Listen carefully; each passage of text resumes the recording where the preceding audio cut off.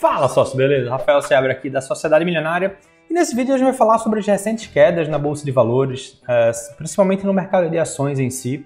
Os fundos imobiliários também já vêm caindo há algum tempo e ao longo desse vídeo a gente vai discutir um pouquinho mais sobre isso, mas antes eu queria saber de você. Você já investe em ações? Sim ou não? Responde aqui embaixo. A verdade é que é o seguinte, lá em junho o Ibovespa bateu o seu topo histórico na casa de 131 mil pontos aproximadamente.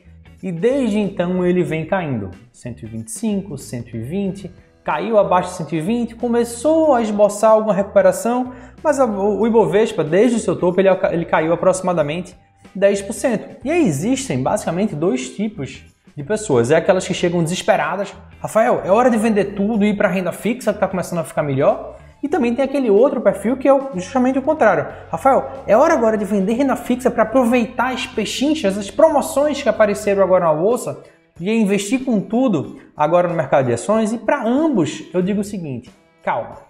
Na verdade, além desses dois tipos de perguntas, basicamente existem três perfis de investidores que aparecem nesse momento. Eu queria discutir um pouquinho sobre cada um deles, até para você tentar se identificar, ver em qual deles você está e buscar um progresso no seu nível de investidor, no seu nível de sardinhagem, vamos dizer assim, de uma maneira carinhosa, tá? Então o que eu identifico no momento, de forma geral, são três perfis de investidores. O primeiro deles é aquele sardinha clássico, é aquele cara que entra no mercado de renda variável, começa a investir em ações, seguindo dica de alguém, no oba-oba, porque alguém falou que a bolsa subiu 100% nos últimos 5 anos, que a ação tal duplicou, triplicou, quintuplicou de valor e ele vem achando que existe uma mágica no mercado, que renda variável pode até variar com tanto que seja para cima, não aguenta uma queda e aí vai lá, começa a investir, geralmente no topo, comprando algo que está caro, comprando algo que já subiu muito, o que acontece?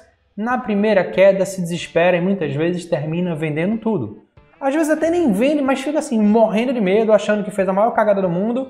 E esse daqui, como eu tinha falado, é o sardinha clássico. Aquela pessoa que começou a investir, talvez tenha adquirido algum conhecimento, mas provavelmente não. Geralmente ele vai no oba-oba e aí vai lá, quebra a cara. E essa é a questão, não é para você abandonar. É você aproveitar esse momento para aprender com esse erro que você cometeu, com essa falta de controle emocional, para quê? Voltar para a base, estudar um pouco mais, entender que o mercado de renda variável varia e voltar a investir com convicção, sabendo em que você está investindo, porque na maioria das vezes o sardinha clássico, ele não sabe por que investir naquele ativo. Geralmente ele seguiu dica de alguém, aí o ativo começa a cair e começa a se desesperar. Rafael, o ativo tal só faz cair, e aí vendo agora ou devo esperar? Se você não sabe por que você investiu, você nunca vai saber quando vender. Essa que é a verdade. Então, para você progredir do sardinha clássico para o próximo nível, que eu vou falar daqui a pouco, você precisa ao menos ter um conhecimento de base para saber identificar não só bons ativos, mas principalmente por que você está investindo em determinado ativo e saber ter convicção que se aquele ativo é bom e ele já valorizou um pouco, tá tudo bem. Você vai lá e aproveita para comprar um pouco mais, tá? Então, esse é o sardinha clássico. Vamos agora falar sobre o segundo tipo de investidor, que é muito comum, que é o sardinha intermediário. É aquele cara que já subiu de nível, que quando tem essas quedas no mercado, ele vai lá, se empolga pra cacete, e aí quer investir tudo que pode, que não pode, diz que vai raspar a renda fixa, que tudo é uma pinchincha, que quer aproveitar as promoções da bolsa, quando na verdade ele não tem a mínima ideia de onde é o fundo do poço. O mercado de ações cair 10% não é nada, é uma coisa que acontece praticamente todos os anos. Desde um topo do ano até o final do ano, sempre existe uma variação nessa casa de pelo menos 10%. Às vezes cai 20%, 30%, 40% e pode demorar alguns meses ou anos para se recuperar. Então, o sardinha de segundo nível, esse sardinha intermediário, é aquele cara que se empolga demais por não saber onde é o fundo do poço e aí às vezes vai lá, investe tudo, queima o caixa fora da hora e termina levando uma pancada maior depois. Isso aí aconteceu de maneira bem clara no ano passado, em 2020, por conta da crise causada pela pandemia. E aqui eu trouxe o valor do Ibovespa em algumas datas, né? Em 21 de fevereiro de 2020, o Ibovespa estava em 113 mil pontos. E aí depois, na semana seguinte, no dia 28 de fevereiro de 2020, ele caiu para 104 mil pontos. Aí é nessa hora que os sardinhas clássicos provavelmente já venderam E os sardinhas intermediários foi lá e falou, não, agora tá promoção, vou torrar tudo que eu tenho e comprar porque caiu mais de 10%. O que aconteceu na semana seguinte? Em 6 de março, caiu de 104 para 98 mil pontos. E o cara, porra, agora tá mais na promoção, eu vou vender meu carro, minha casa, a porra toda para botar na Bolsa de Valores. E o que aconteceu na semana seguinte? Caiu de 98 para 82 mil pontos no dia 13 de março. E aí foi quando o cara começa a se desesperar e lá no dia 20 de março, a bolsa caiu de 82 mil para 67 mil pontos, aí o cara não aguentou o tranco e provavelmente vendeu tudo lá no fundo, né? Então é o seguinte, o sardinha intermediário é aquele cara que ele já subiu um pouco mais de nível, já começa a identificar que, tipo, às vezes quando acontece uma queda pode ser uma oportunidade para poder comprar um pouco mais daqueles bons ativos, mas ainda está emocionado demais. Ainda está se empolgando e muitas vezes está queimando a largada em suas tomadas de decisão. Ainda está agindo de maneira muito emocional, muito intempestiva. E por mais que isso seja um progresso, ainda assim isso pode causar perdas. E a gente chega para o terceiro nível, que é aquele cara que é o investidor de longo prazo, mas que carinhosamente eu também chamaria de sardinha avançado. Até porque todos nós, eu, você e todos nós, todas as pessoas que estão assistindo esse vídeo, tem um quê de sardinha nos seus investimentos também. A questão é que à medida que você vai avançando, você vai cometendo menos erros, você vai fazendo menos sardinices. E qual seria então o perfil daquele sardinha avançado ou do investidor a longo prazo?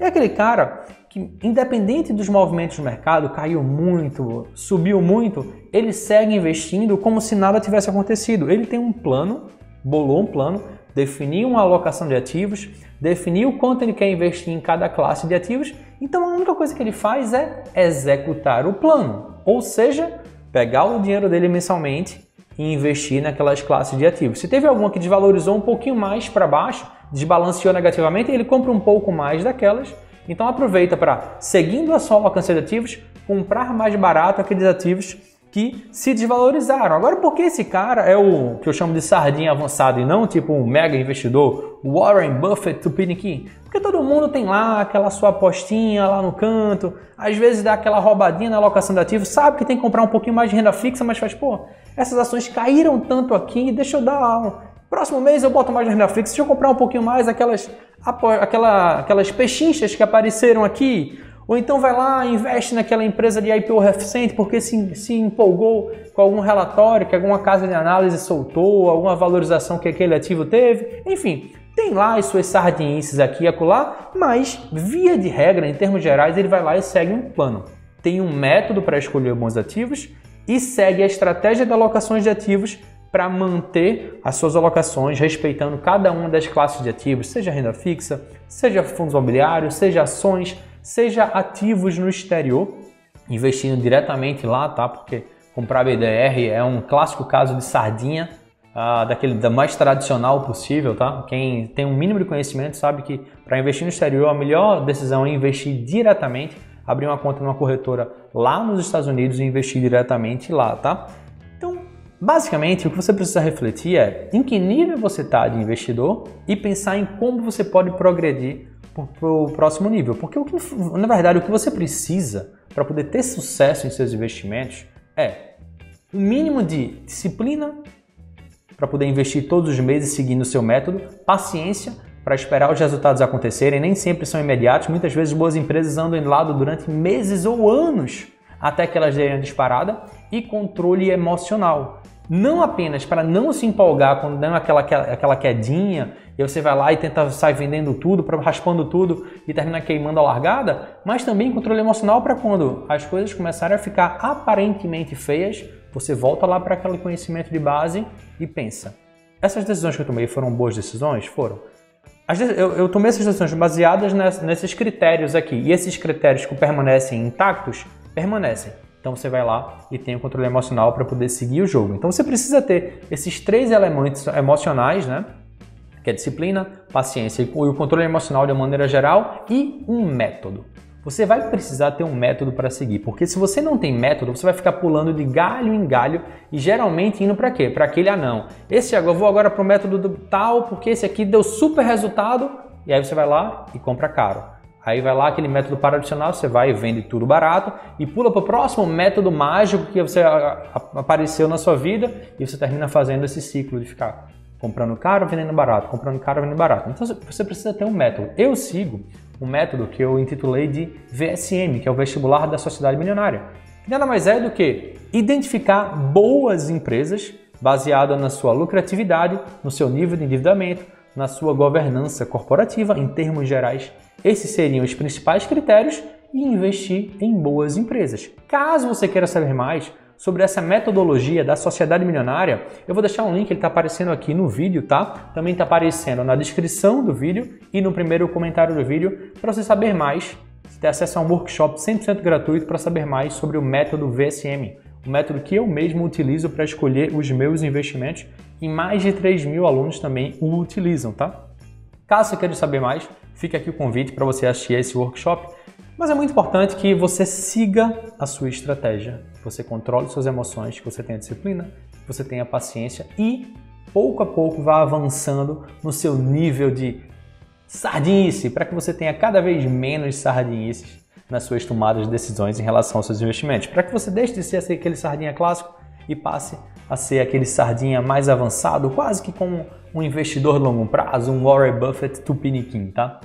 Era essa mensagem que eu queria passar para vocês no vídeo de hoje, justamente para acalmar um pouco mais o coração de vocês, quem está um pouco preocupado, nervoso com essas quedas, faz parte do mercado de renda variável, é assim, e a tendência é que no próximo ano as coisas fiquem ainda mais intensas, mais voláteis, dada a proximidade das eleições, mas no final das contas tem eleição a cada 4 anos, tá? Então isso sempre aconteceu no passado, isso vai continuar acontecendo no futuro, e o que importa no final das contas é você investir em boas empresas, porque se as boas empresas continuam boas, seus lucros continuam aumentando, em algum momento a cotação vai acompanhar a curva de lucros das empresas. Então o que você tem que olhar é para as empresas e parar de tentar adivinhar o futuro, tá?